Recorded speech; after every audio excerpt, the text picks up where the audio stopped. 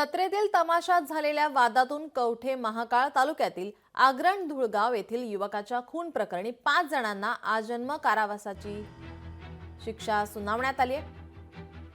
विशेष म्हणजे या खटल्यात प्रत्यक्ष मारेकऱ्यांबरोबर सहभाग घेणाऱ्यांना सुद्धा आजन्म कारावासाची शिक्षा सुनावण्यात आली। एकाच वेळी 5 जणांना जन्मठेप दिल्याची सांगली जिल्ह्यातील ही पहिलीच घटना आहे।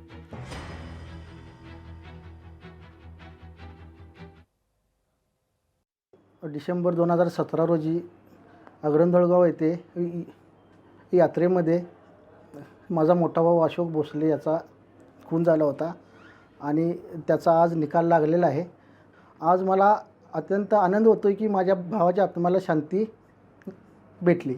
संदीप चौगुले, विशाल चौगुले, नानासो चौगुले, त्याच्यासोबतीचे कुंडलिक कनप आणि विजय चौगुले या आरोपींनी याचा राग मनात धरून कुकरी आणि चाकू तसेच काट्यांनी एकत्र येऊन यातील जो मयत आहे अशोक याला जाब विचारला आणि त्याच्या पाठीत वार केले आणि मांडीत वार केले आणि त्यामध्ये तो मयत झाला।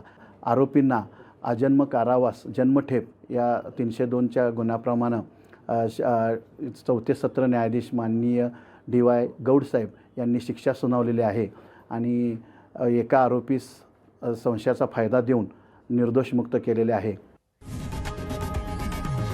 लोकशाही मराठी ऐका, पहा, जागरूक रहा।